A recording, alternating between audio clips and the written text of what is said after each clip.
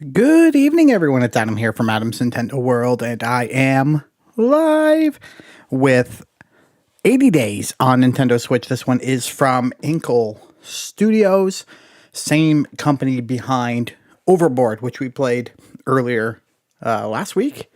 Yeah, I think we played it earlier last week. This game is not new. It's actually quite old. I think 2014 or something. It was on iOS and Android. But it was part of a 2-pack of games that Inkle released physically, Overboard and 80 Days. And I didn't realize it was old when I asked for it, but here we are. We're about to play 80 Days. Welcome in, everyone. I see Bella, Meenan, Darren, Ange, Brenda, Gladiator's here, maybe? Gladiator might be here. Talica and Total Blank. What's going on, everyone? Welcome in. I hope you brought your thinking cap because we're going to have to do some thinking here. Again, Lincoln is a little better than he was yesterday, but ultimately my wife is now sick. Lachlan is sick. Logan has started coughing. And so I hope we have no interruptions. Let's leave it at that. All right, everyone's here. Everyone's ready to go. Darren says, is this like the Around the World in 80 Days story? Yes, I believe it is. Yeah. We're going to try to get around the world in 80 days. All right, London, 18. You know what? Because the last couple streams have ended poorly, I'm going to say thank you. Hey, Awkward Octopus, Kyrie, what's going on? I'm going to say thank you to our awesome supporters. And I thought I fixed my supporter list, and it's not fixed here, so I'm guessing I never hit save. So I'm going to have to redo it all over again. But thank you to Meenan, Lily Marie, Talica Lynn, Gladiator, Brenda, Jake, Amy Grace, Gisela, Danny, Ian, Four Scars Gaming, Arena's Glorious Cyric, Garrett Peters, and our Patreon members, Gladiator, Homie Drew, Alexis is a YouTube member now. Anyway, Talica, Ada, Amila, Marge, Meenan. Wow. I fixed that all last night. I spent like 20 minutes, 30 minutes, like going back and forth, make sure everything was set up properly. And obviously, did not hit save. So that was a big waste of time, a giant waste of time. Oh, well.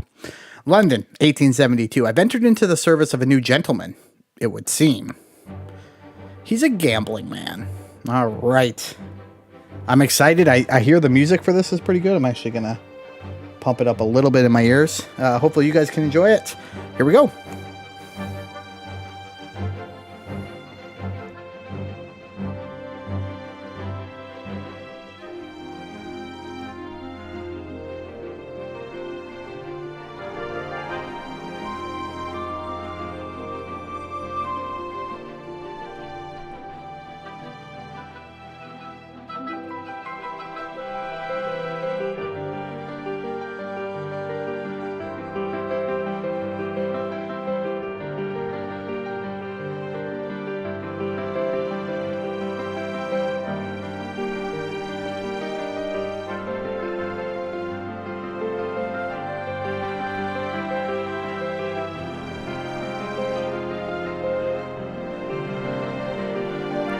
Okay, here we go.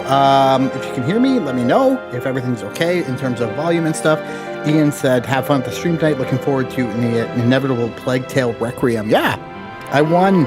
I entered a contest on Twitter, which I don't normally do, but I really wanted to play Plague Tale Requiem, the cloud version. The only issue is my internet's not good enough, so I will try.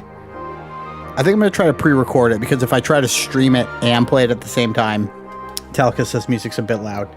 I can fix that. Let's drop that down. How's that? Is that better? Hopefully that's better, Talica. Please let me know. And Meenan, let me know if that was helpful. There, yes, says Talica. I don't think my internet is quite good enough to stream a game and stream it for you. So I might have to do it as a premiere. But let's begin. London. Begin. London, England. Here we are, folks. 1872, I think it said. Monsieur Phileas Fogg returns home early from the Reform Club and is now in a newfangled steam carriage. Besides, I helped him down. The iron-lunged, steam-driven horses clatter away. Passeport tout, he says. We are going around the world. Around the world, monsieur? I asked, utterly astonished. We shall circumvent the globe within 80 days. He was quite calm as he proposed this wild scheme. We leave for Paris on 8:25 in an hour. But I've not prepared, I said wretchedly, quickly trying to organize a list of necessary items in my mind. Then do it now. Pack an altimeter and my evening jacket. There's not a moment to wait. You owe a passport tout. Now have funds. Your character is now steadfast. Okay. New route discovered. So, let's pack. Okay. Here's your first chance, guys. I said this was going to be somewhat interactive. And I will try to listen to as many comments as I can. Ultimately, and this is not to entice you to do anything, but if you donate and type it, like it's a donation with typed text, I'll listen to you. As long as you don't wait too long.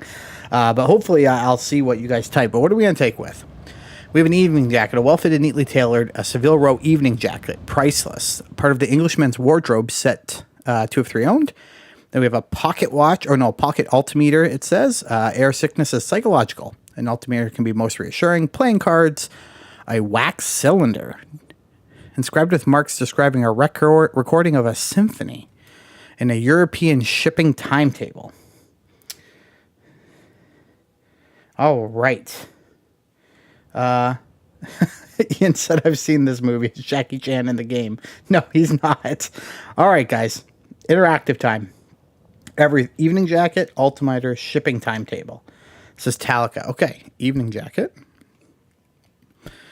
Timetable. And the shipping timetable in the pocket altimeter, says Brenda. There we go, guys. This is how we're going to do it. So be on your toes. And we're going to get this thing packed. All right, let's go. Okay, so we have a couple routes. Our completed Englishman's wardrobe should help us negotiate times of upper-class journeys. Look at all these new routes we can take. Okay. London. We're going to depart. And we are heading for Paris. We're taking the train. We can take 1 suitcase. That'll matter. In future journeys, we're going to be able to take more. We'll be able to take 1 suitcase. It's going to depart at 8 p.m. We have to get all the way around the world and back to London within 81 days. Okay? Let's embark. All right, 8 p.m. on the Amphitrite Express to Paris, departing now. The guard's van has space for 1 suitcase, which will suffice. This seems a bearable journey. Let's go.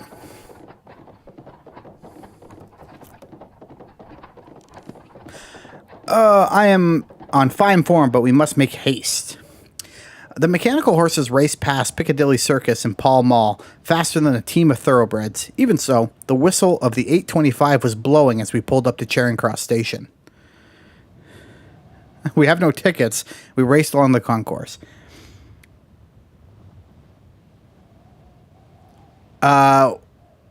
We raced along the concourse, threw ourselves aboard as the second whistle shrieked its warning. We barely had time to take our seats before the guard rapped smartly on the compartment door. He held out a hand. Tickets, please. I pretend to have lost them. Patting down one pocket and then another, and was about to start digging through our suitcases when Monsieur Fogg interrupted my touching performance. My valet is trying to express that we were in too much a haste to purchase tickets, he said, no doubt intending to chasten me.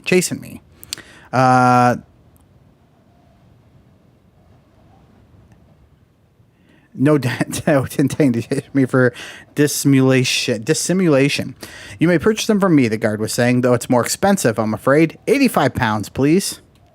I argued with him, but only displeased Monsieur Fogg further.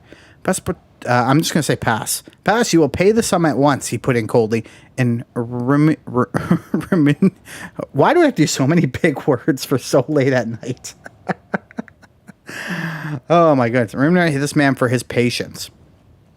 I gave the man 100 and added a word or two of advice about allowing a little leniency to gentlemen in their hours of need. The guard gave me our tickets and slid the compartment door shut behind him with a pneumatic hiss. Your funds have gone down by a fair amount. Yeah, we only have £4,000 and we just gave up 100. Your relationship with Fogg has deteriorated somewhat. Your character is now shabby. Oh, no. All right, let's converse. I'm at your service, Monsieur Fogg. The bumbling pass. Money. This journey will be most expensive, monsieur. Indeed, but we can earn a little from buying and selling our possessions as we travel. But tell me, monsieur, what is the purpose of our journey? I've made a hefty wager and I do not intend to lose. Very good. That's all we need to know. Yeah, Gladiator, hope you're feeling better. I see some people were saying you had a little bit of a raspy voice. Hope you're doing all right. Ian, thanks for being here, my friend. London smog gave way to rolling hills and the pastures of the Kentish countryside, still untouched by the hand of technological advancements. Monsieur Fogg read his paper whilst I repacked our bags, thrown together in haste and confusion. As afternoon turned inexorably to evening, I discovered that my master was one of those gentlemen who broke their silence rarely, if at all. A guard rapped on our door a few miles before Dover. "We're about to submerge," he warned. Takes some people a bit funny, so watch out." "What do you mean submerge?" I cried. "This is the London to Paris Amphitede Express," he explained, as though to a particularly dim-witted child. "The submersible train. Talk of all the London papers." "Then this is the mare train," I explained. He made a face. "Bloody journalists and their silly names," he muttered. "Every inch of her has been examined and stamped with the artificer's seal. This is the world's only bathscape locomotive." I could not help but shiver. I pressed my face to the window glass as the fins above the Amphitheater's wheels extended with a hydraulic hiss. Night fell and we plunged past the end of the track into the freezing water of the English Channel. All right, relations with Fogg have improved slightly. There we go. We're slowly making our way to Paris. As you can see, the time's going. We're on day 2.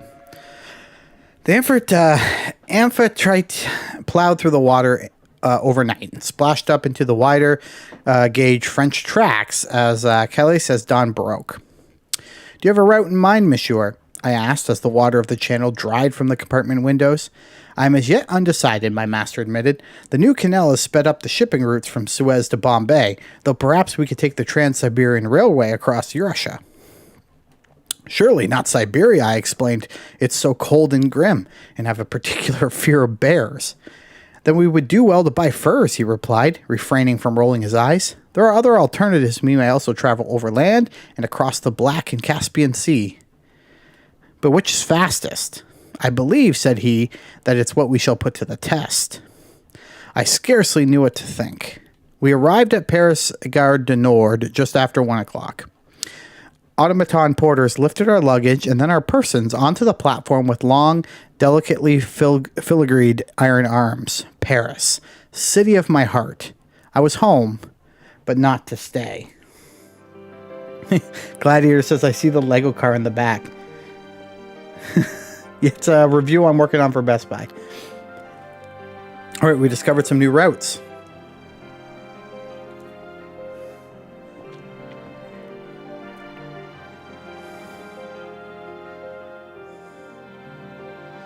I saw the bot wake up. I'm just hoping it's going to do something. Total Blank says spying on his background objects. Okay. Here's the thing. Our money's okay.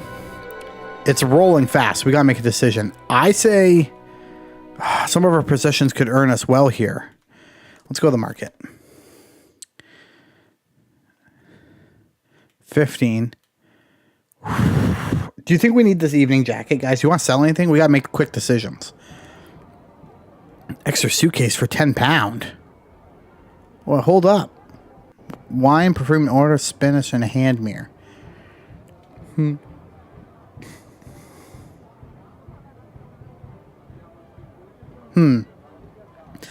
These are a lot of things I don't think we need. Oh, valuable in Munich, Nice, and Copenhagen. A small bottle of delicately... We're going to need money. I don't see anything we would need. No, these all sell somewhere. If we're going to go through Russia, then we're going to head for Berlin. We have to make a decision. You know what? We're going to head through Russia. I'm going to take this. And this because it's going to be valuable in Berlin. And I think we're off. Explore. New route discovered. We had a few hours to spare. I asked Monsieur Fogg if I might enjoy my city before we had to leave. Indeed, and should you learn anything of note, be sure to relay it. I nodded and headed into town. The talk on the streets was of one thing only, an enormous, elegant oval stadium constructed upon the green fields of Champ de Mars and contained the technological marvels, art, amusement parks, and milling crowd of the World's Fair of 1872. My city still wore the scars of last year's siege, as did I. Paris and France had surrendered to the Prussian army after 4.5 months of grim, blood-soaked resistance in the Franco-Prussian War. Now this World Fair was intended to reassure the country's citizens, and the world also, that the City of Lights was still a great capital of the world. I did not doubt that. But perhaps there was something to be learned from my master inside, so I entered the grand illuminated pavilions of the exposition.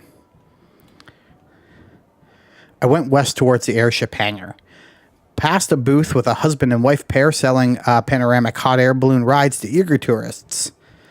I inquired as to their hourly rates, wondering if perhaps the balloon could be encouraging to go a little way east as well and contribute to our great journey. £80 for a half-hour flight, the man responded. £80.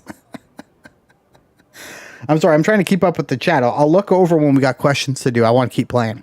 I gasped. That is robbery. The man shrugged. We're the only balloonists here today. Are you willing to miss out on the experience of a flight over Paris?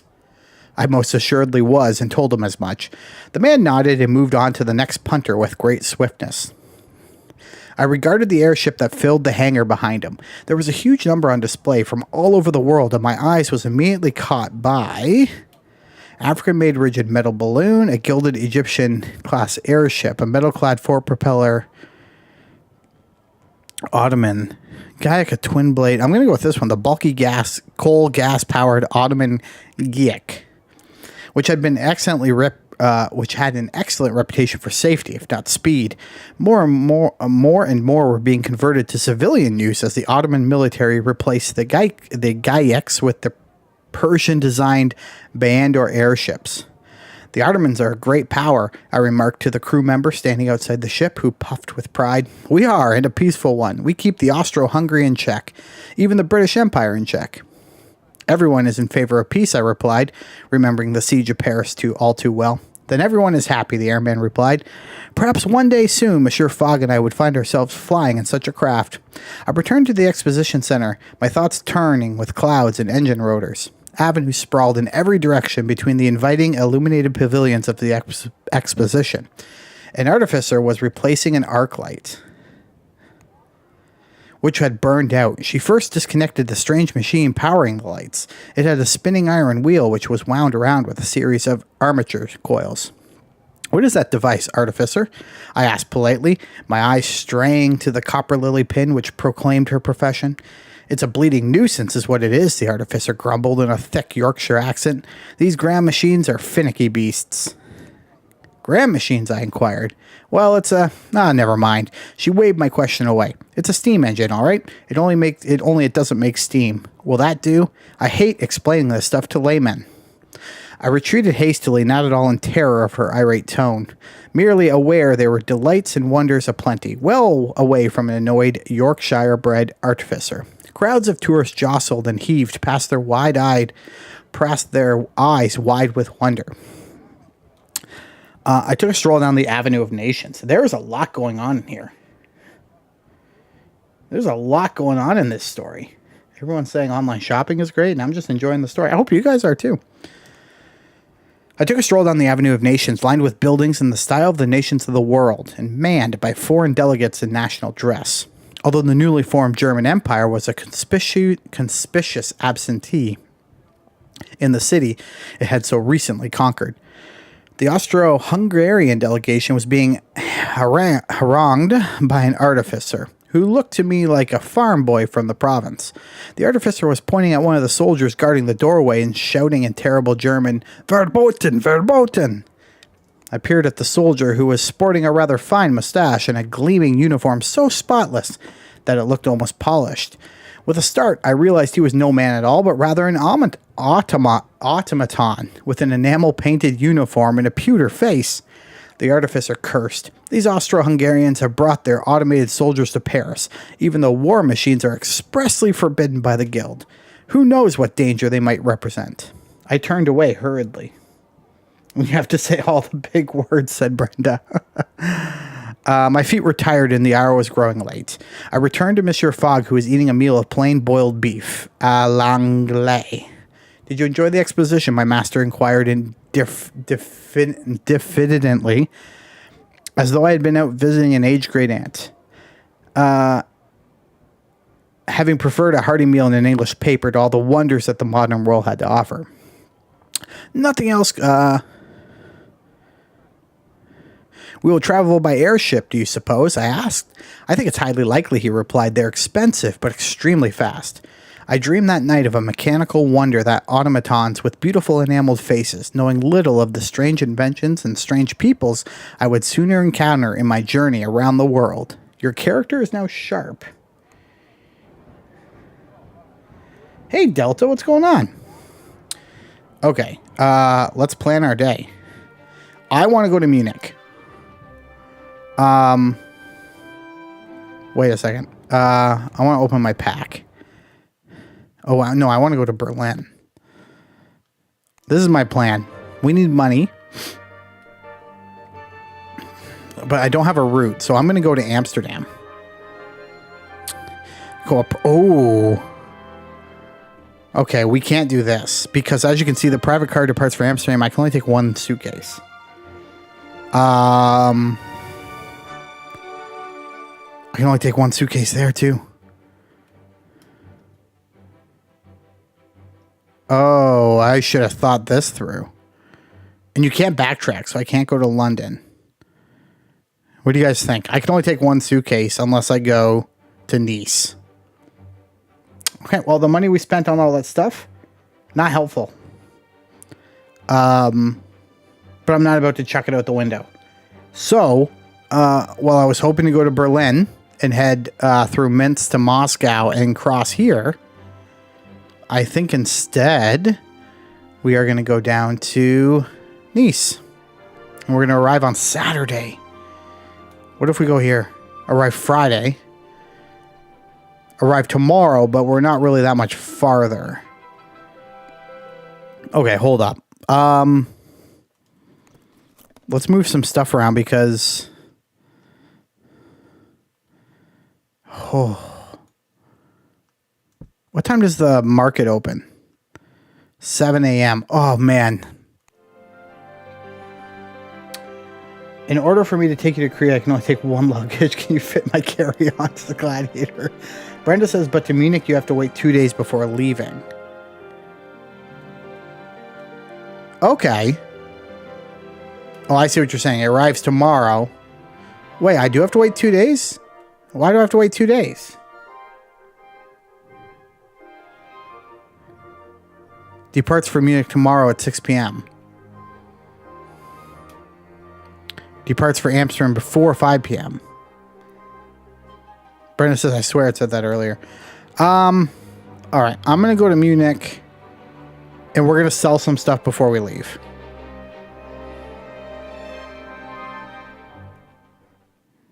Okay, so we've got a plan. Right? How do I... By the time we thought to find somewhere to sleep, the hotels in the city were all closed. Oh, shoot. I'm going to wait for the market to open. We're going to sell some stuff. Yeah, time is passing. Yeah. We're going to go to the market quick. I'm sorry, but we're selling... How do I sell it? Oh, I go up here. We're selling that. Man, that evening jacket is a lot. Routes for ships in Europe. I feel like I gotta keep that. Which one costs me more? The Eastern Spices. I'm gonna take those. And I'm just gonna take the loss on that. Alright, we're gonna depart for Amsterdam. We're gonna go by road to Amsterdam. It'll be a bothersome journey. If I go to Munich, can I go up to Berlin? Oh, Munich or Amsterdam? We have to make a quick decision. Munich or Amsterdam? Munich or Amsterdam is a worse journey because we're going to go by private car. So we're going to lose 5 health points. We're at 90. But this will lose us near zero. Munich. Brenda says Munich. We're heading to Munich. Negotiate. Monsieur Fogg seems confident we can secure the early departure of the Orient Express. Tickets require a further 170. Oh, man. How do I do this? All right, there we go. Go. All right, guys. We're leaving our first destination. We're heading for Munich. Thank you guys for joining me. This has been a lot of fun. Hey, Pecan. What's going on? Boarding the Orient Express was an altogether calmer affair than our race through London had been. Mechanical porters loaded us in through the windows, then snapped them shut with a delicate click. The train was very beautiful, a jewel of both European design and European diplomacy, with the Compagnie Internationale des Wagons having persuaded several envious empires to be linked together by the train line. It was uniquely placed to sweep us across Europe, or at least as far as the Deutsches Kaisgarrick, where the tracks currently ceased. At long last, a last long whistle blew, and we began our journey east. Relations with Fogg are worse, but I'm now astute. Greetings, Monsieur. Can I help you at all, Monsieur? I'm the guard on this train. Ask George Mazard about Munich. Pray, tell me about Munich. Munich is doing very well these days, I hear. Oh, no, there's no, oh, guys, there's no Munich to Berlin. Is it possible to travel from Munich to Zurich? Most likely not. Have you been to Bordeaux? No. Ah, shame. I wanted to ask if it was a nice spot for a honeymoon. Munich to Vienna. Apologies I could not say. Look here, the most efficient way to Prague from here is to go via Berlin. Okay, we can go to Berlin. Perfect. We're almost in Munich. My master wished to be undisturbed, so as we left Paris, I left him and went to explore the train. There was a delightful dining car and an observation deck formed by the replacement of an entire compartment with an open glass cube. I stopped there watching the scenery flash past. As I stood, a portly gentleman with a quivering, luxuriant mustache struggled by carrying several trunks. I offered him my aid, and he introduced himself after a shower of thanks. Henry de Blowitz, foreign correspondent of the Times. I introduced myself in return. My name is Pass, and my master and I are going around the world. Then I wish you luck, he replied. He patted his breast pocket. The stories that you hear, it seems everywhere is on the brink of one revolution or another.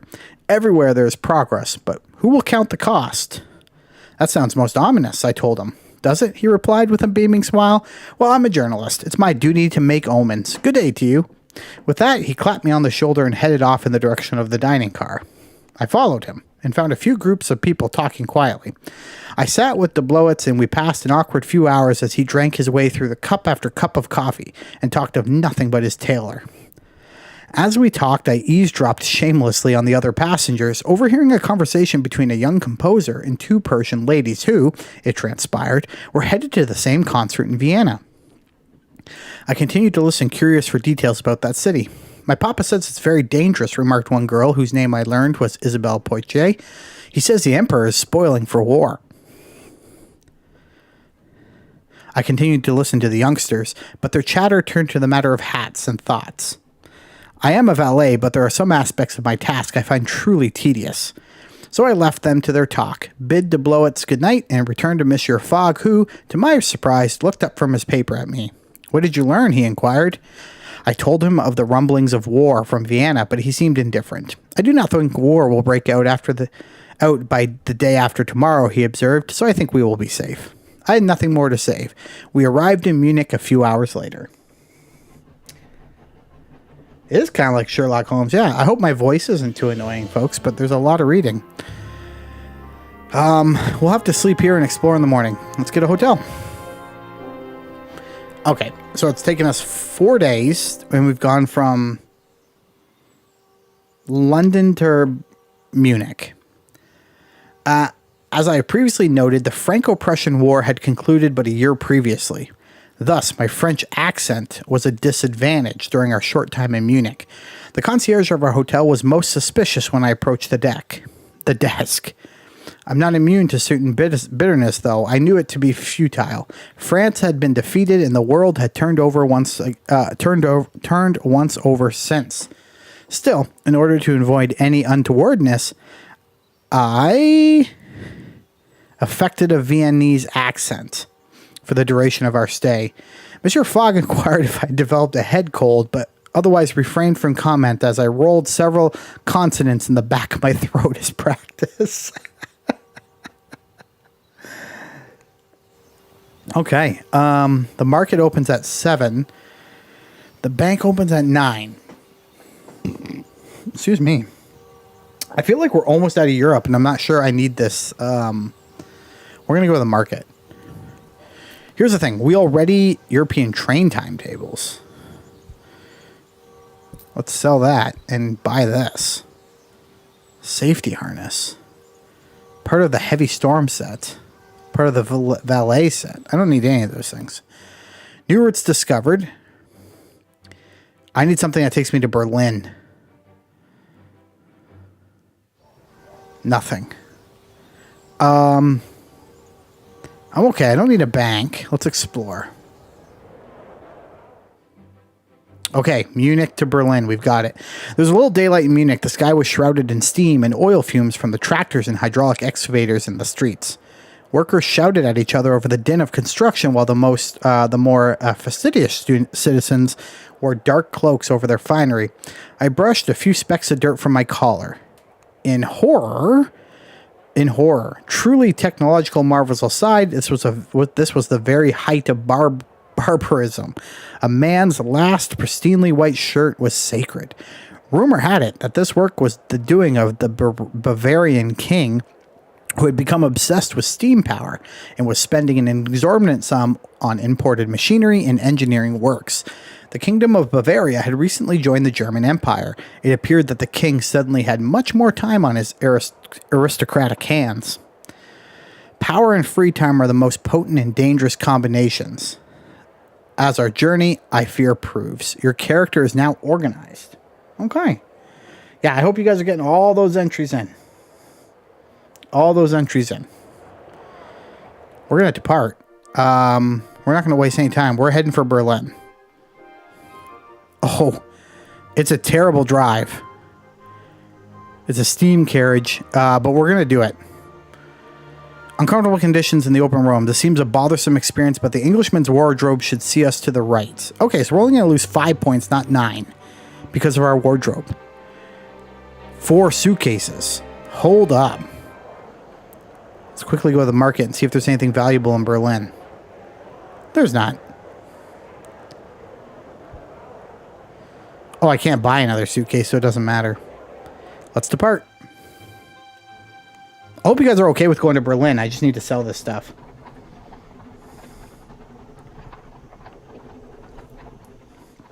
Running in a steam carriage. We crossed from Munich to Berlin in a patched-up steam carriage. The smoke pumped out of the back through a tall iron chimney, leaving a soot-smudged wake which trailed behind us like a flag. Our driver, Christoph, could not stop talking of his father, who was an engine driver and had just been promoted. The Kaiser has merged all the state railways into the Reich Railway, he told us proudly. We have the most efficient system in all of Europe.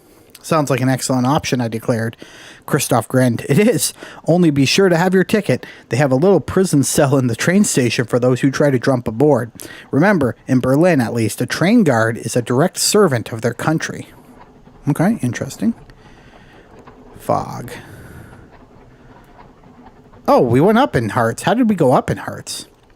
We were on the outskirts of Berlin when a shadow fell over the steam carriage. Christoph blanked and crossed himself, taking his hands from the wheels. I looked up, expecting rain, but the sight that greeted me almost defied description. An Ottoman Gaik-class airship hung directly above the steam carriage, low enough that I could see a black pirate flag waving proudly from the stern of the gondola and the name Canavar picked out in gilt letters on the prow. We were under attack. 2 mechanical claws were dropping off the side of the gondola. Their pincers gleamed threateningly. Drive, Christoph, I shouted urgently, and Christoph opened the steam valves as far as it would go. Our lightly loaded car leapt forward, outrunning and swerving out swerving out of the reach of the clawed arm. We did not slow until reaching the cover of trees when Christoph braked hard and exhaled deeply. "Are you well, monsieur?" He nodded fervently. "Very well. That was a close escape. A pirate boat, if I'm not mistaken." I wondered if Monsieur Fogg regretted the loss of an airship, even one sailed by the worst kind of rogues, but it was gone from the skies. We steadied our nerve and then proceeded at a calmer pace into Berlin, grateful for the city once it swallowed us up. What's going on, folks? Thank you for being here. We've had a good solid 16. We are in Berlin. We will get a hotel. We're going to go to the market, and then we got to plan what our next route's going to be. We stayed for the night in the Hotel Adlon on Unter den Linden, the main boulevard in the central meat district. From the window, the Brandenburg Gate was lit up by upturned gas lamps. I went for a late-night stroll along the avenue, past groups of people drinking at low tables. I sat with a man who was demonstrating various engine noises to a rapt audience. "You're an artificer?" I guessed. "Every man is an artificer if he has a spanner to his name," he replied, laughing heartily. "But I'm a driver, the best driver in Germany." "Care to bet?" I replied, goading him. He shrugged. "Certainly. I'll be starting a 4-day trip to Bucharest via Prague and Budapest tomorrow morning. Only I shall do the trip in 3. What do you guys think? Should we do that? Like, we kind of found it. That's kind of fun. You guys let me know. I'm going to head to the market and sell these for a boatload. We spent like $26 on this, didn't we? A pamphlet detailing Monsieur's Sofo ships. A railway cap. Hooded cloak. I'm going to take this timetable because it's going to update some stuff. And I think I can get rid of this.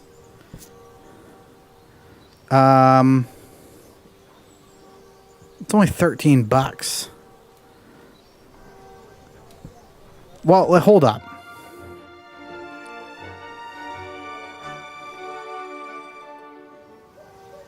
Brenda says, go for it. Anne says, go for it. Awkward Octopus says, do it. Okay, let's depart. Okay, we can head to Warsaw. $97. It's on a train. Or we can head down to Bucharest. So this trip departs tomorrow. 26. Negative 26. Meenan says do it. So we're going to do it. We're going to go to Bucharest.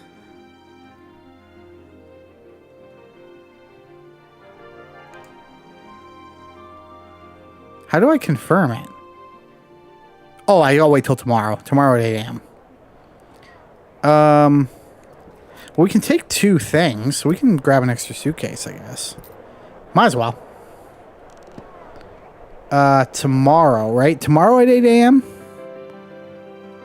That's today. This one's tomorrow. Okay, so we can explore the city. Let's explore. Berlin. Oh, we discovered more routes. Stockholm. Well, we could have gone through Scandinavia.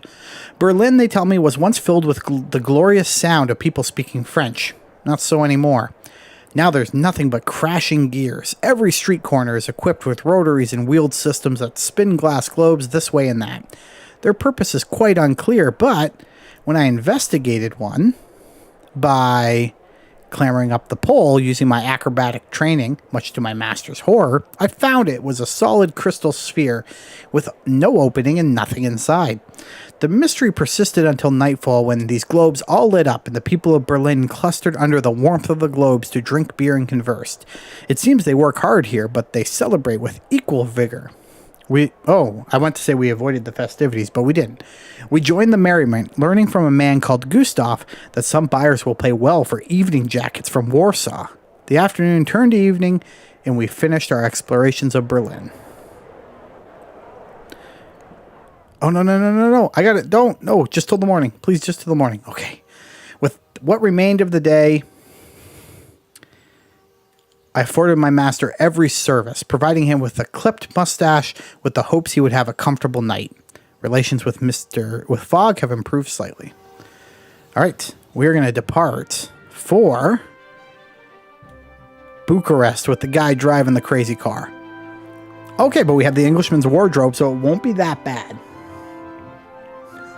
Brenda says negative 26 must be the panic attack you get when it's just so close. All right, we're going by private car. We found our German friend the next morning, polishing his car outside the hotel. The pistons are sparkling, he remarked, showing us his handiwork, and I could only agree. We got into the back and he started the engine, feeding in oil. The car was a variant of the Bozek design manufactured in Warsaw. German-made, our driver insisted. But I merely nodded. After all, who ever heard of a German-made car? It seemed most unlikely. Monsieur Fogg did not take much note of the car and consulted his watch every few minutes. He was, I think, counting each revolution of the wheel and computing our speed. All right, your character is now steadfast. Okay. I just got to move something here, folks. I got to put my phone on the charger. There we go. It's about to die. Private car. We're almost at Prague. What's news? The Times. Austro-Hungary accused of World's Fair saber rattling. Okay.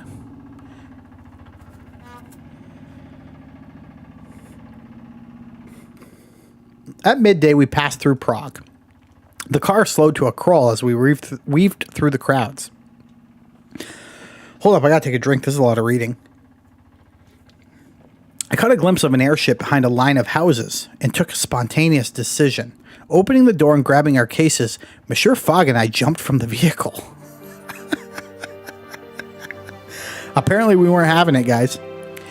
By the time we found somewhere to sleep, the hotels in the city had shut their doors.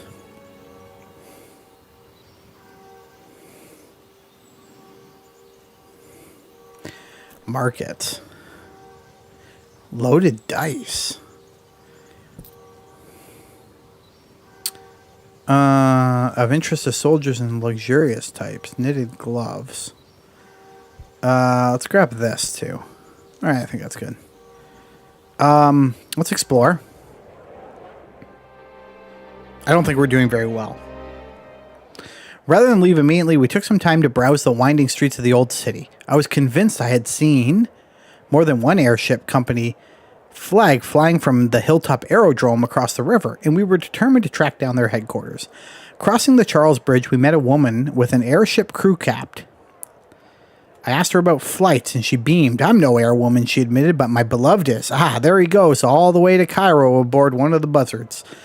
Pointing up, we saw a gilded airship passing overhead. To Cairo, you say? She nodded. The Emperor's own sponsored line.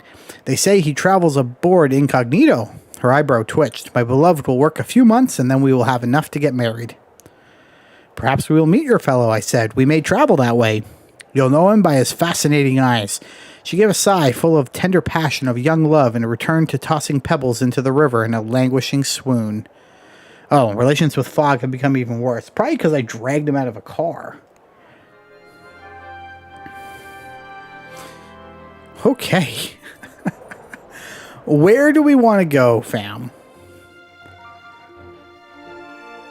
Remember, we left here and we are trying to get all the way around the world. To be honest with you, I don't like the idea of going south to Cairo. Although Brenda's saying go to Cairo instead of Odessa. Okay. Cairo says awkward octopus. Brenda says Cairo. Okay, we'll head to Cairo. Oops. We're going to board this thing to Cairo. It leaves tomorrow at 1 p.m. So, let's do the hotel. Standing beneath the astronomical clock in Prague's bustling square, it was easy to believe we were standing in the center of a town of great artificers, all engaged in creating wondrous works and mechanical marvels. But despite the clock's ingenious prognostication of the weather, the position of the stars, the good fortune of the observer, and even a dial which declares the eye color of the person on your left, it was impossible to ignore what stood on either side of it. Soldiers, wearing the livery of the emperor and preventing anyone from looking at the clock for too long, lest they learn some secrets from the workings. Monsieur Fogg glanced at his pocket watch, then back at the great dial and gave a gentle snort of derision. Something wrong, I asked. You might say that, he replied with an expression of, was it satisfaction, on his usually immobile face. The clock is 3 seconds slow. That's easily fixed, surely, I answered with surprise. We must simply let someone know. Monsieur Fogg shook his head. No, Pass, it's a clear sign. The people who rule here, they do not know how clocks work. A sorry state of affairs. He gestured away down a narrow, winding alley towards our hotel. Come, before we slow ourselves. Okay, so it's the next day. We can depart for Cairo? Tomorrow at 1 p.m. What? Hey, BX, what's going on? Good choice on Cairo. Alright, we're staying at the hotel again. As night fell, I spent a few hours walking around and found a nervous Greek clerk who was looking for a child, whom I located hiding under a heap of cloth near a clockmaker's. The clerk thanked me as we talked, remarked that you could pick up stopwatches in Cairo and you can sell for a profit in Muscat. I paid £1 for the information. He nodded and then moved away. Okay, so we have to buy... No! No! Oh, no, I hit the wrong button, guys. I hit the wrong button.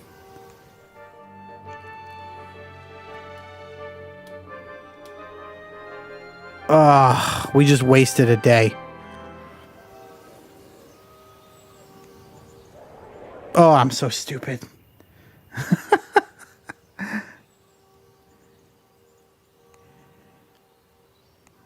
Okay. Now we're going to depart. Jeez, I just wasted one day. All right, we're off.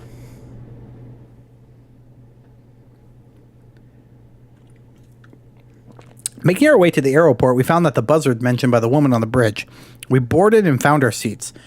These were provided with safety straps, which we ignored, assuming them to be of importance only to the old and infirm. A moment later, when we took off, I was thrown bodily across the cabin by the shuddering force. I picked myself up and looked around to see Monsieur Fogg happily seated, strapped in place. He appeared to be smiling. No ticket. Airship sensation as incognito emperor discovered. Oh man, I feel really dumb for skipping a day, but what are we gonna do? Brenda says, so Fogg enjoys slapstick, apparently. The first day was reasonably quiet aboard. I spent my time talking to an elderly couple about various strategies in the game of canasta. Then our conversation was disrupted as we hit a terrible bout of turbulence that threw us about the cabin. I rushed to Monsieur Fogg, who was turning a terrible shade of green, and I administered what comfort I could. I wish I had a valet, the elderly gentleman remarked as we bedded down for the night above the clouds. Perhaps you could hire one. He shook his head. I'm too much of an old crock to change my habits all the same. Then he reached into his pocket and handed me something. A deck of cards. Maybe if you get good enough at canasta, you'll be able to hire a valet for yourself. I nodded to him and he trotted off along the aisle.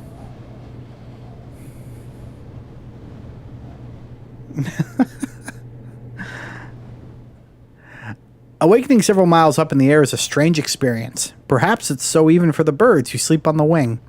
I feel quite giddy and light-headed from an uneasy night in our chairs and stumbled about the cabin, trying to regain the feeling in my legs. With hours still to travel, I passed the time eavesdropping, trying to gather information for our next journey, and I discovered from a charming Egyptian ragamuffin that the infamous toy maker of Herat was once a creator of devastating weaponry. As evening settled in, the crew lit little gas lamps set into the ribs of the ship, and a long queue for the single bathroom began to form. Oh man, relations with Fogg decreased again. I need to attend to his needs more, I think. Phileas Fogg attempts a round-the-world adventure. All right, we're in the papers. We must have flown overnight in an incredible speed because by morning the captain was already able to point out the coast of Africa approaching. I leaned over the rails of the ship with the other lords and ladies aboard who gestured in excitement. I can see a giraffe, cried a small boy to his mother, who patted the child in return but did not disabuse him of his illusion. I put him straight. That, son, is a tethering mast. It's used by the sailors to hold the ship. And indeed, the mast grew larger and larger until finally one of our sailors threw an anchored line around it and grappled us into place. From there, we were winched down to the ground to set foot in Egypt. Our character is now steadfast. All right, here we are in Cairo. Do I have anything worth it here? I can sell this. I will buy this. We're going to buy the stopwatch. This gold ring.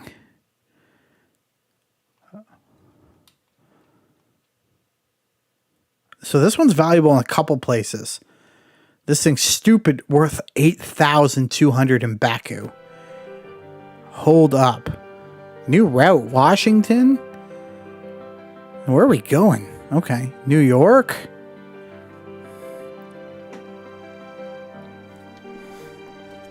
I don't think my track is taking me through Canada, unfortunately.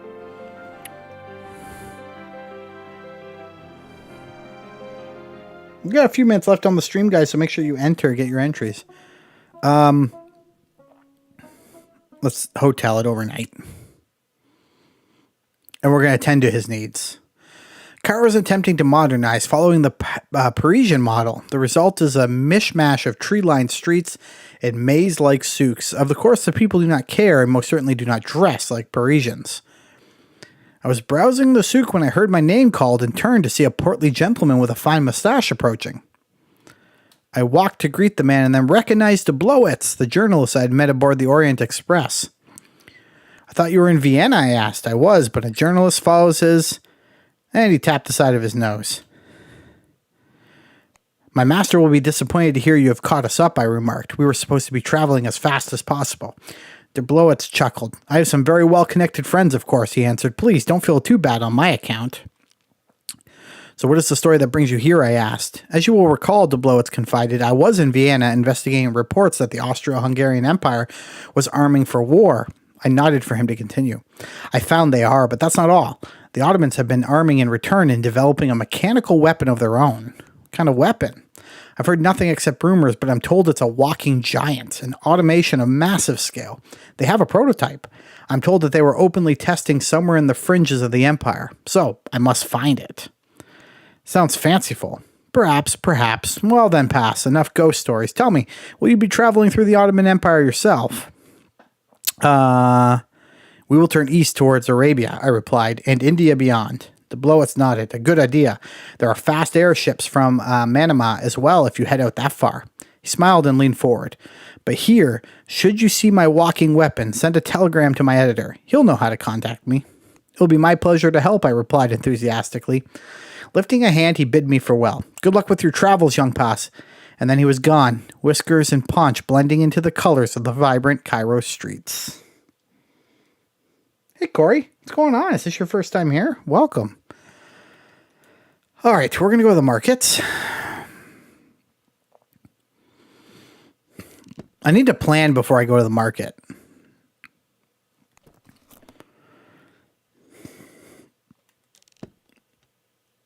Let's explore. All right, we got new routes. I took a few hours to explore, investigating the various options for how we might continue our journey. Okay, we're going to plan.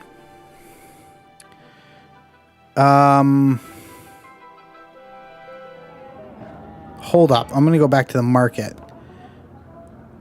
Baku is where this is worth a lot of money. Where the heck is Baku? Dubai.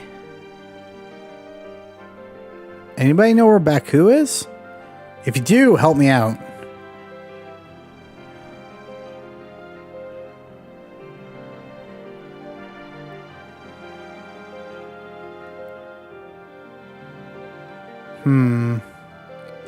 Okay, well, it's not looking like it's on my route, to be honest with you.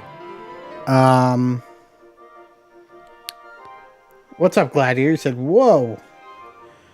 Let's,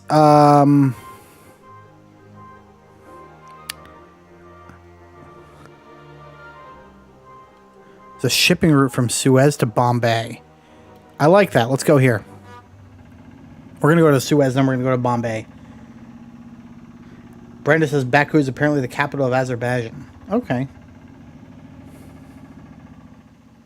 We found a private driver to take us to Suez.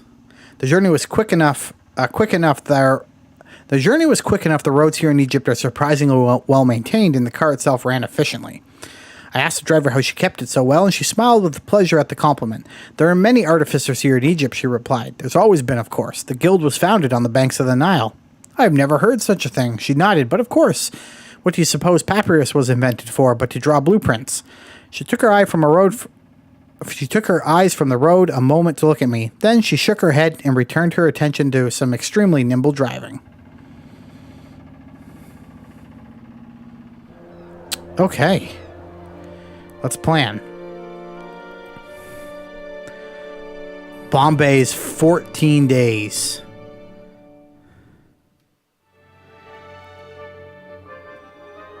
Oof.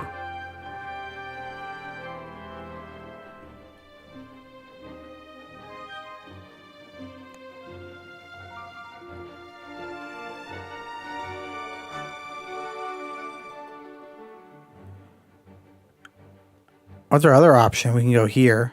No, we can't even go there. I guess we're going to Bombay. Everyone feels okay threatening people. All right, departs in 2 days. If we pay extra, we can leave tomorrow. I'm going to do it. We're going to leave tomorrow. Let's check the market. I don't need the guide to African airships. Bolt of silk. Yes, please. Oh, how many... Hold up. How many things can we take on this ship? Oh, 10 bags. Okay. Because I think this watch is going to be valuable in Bombay. Yeah, and so is this bolt of silk. So we're going to buy that.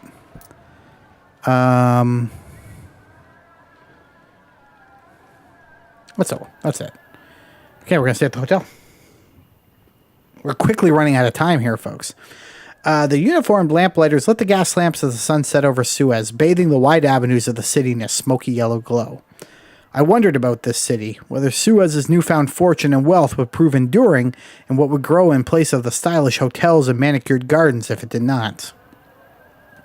We are going to depart for Bombay.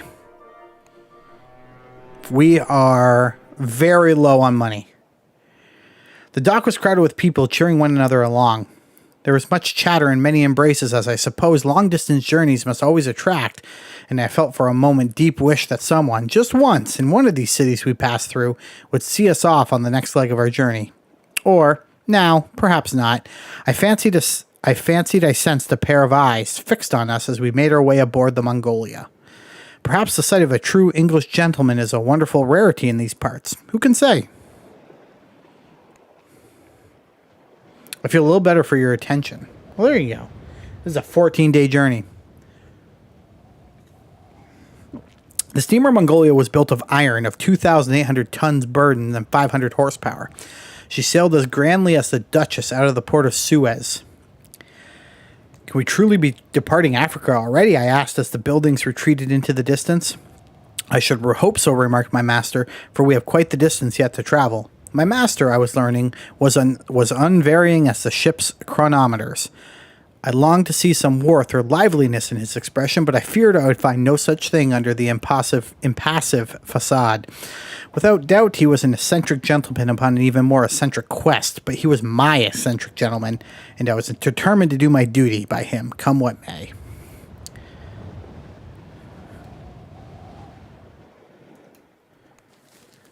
Aden free from cattle influenza. All right, we're heading for Jeddah. Monsieur Spogg spent his day playing with Sir Francis, a tall, fair fellow who was an old India hand, as they said in the trade. It seems Sir Francis was decent competition, a thing that Monsieur Fogg, particular intellect for wits, truly craved, so I left them to their games.